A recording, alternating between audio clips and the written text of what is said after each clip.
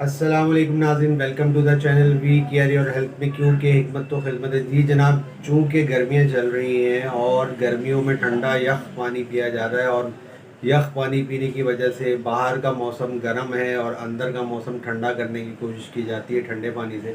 उसकी वजह से बलगमी, रतूबात, गला ख़राब होना, बहुत ज़्यादा शदीद खांसी होना, काली खांसी होना या वैसी बलगमी खांसी होना, ये सारी खांसियाँ जो हो रही हैं, ये जो वायरल फैला हुआ है, इसके लिए मैंने कहा फटाफट एक ऐसा दो ऐसी चीज़ें आपको बता दूं जिससे जो है आप घर में ख़ुद तैयार करेंगे और इसका इस्तेमाल करेंगे तो आपकी जो बलगमी खांसी है, खुश्क खांसी है या फिर किसी किस्म की और खांसी है, वो सारी खांसी गले की खिचखिच भी ठीक हो जाएगी और खांसी भी ठीक। तो फटाफट ऐसा नोट करें, आपने लेना है जनाब कलौंजी 20 ग्राम और फुल दराज जो लेना है वो है 50 ग्राम।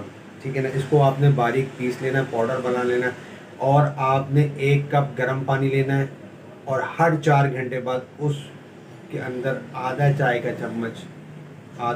चम्मच उसमें मिक्स करना है। और जैसे कहवा पीते हैं ऐसे आपने दिन में चार दफ़ा पी लें या हर चार, बहुत ज़्यादा शिद्दत है खांसी की तो हर 4 घंटे बाद ले लें।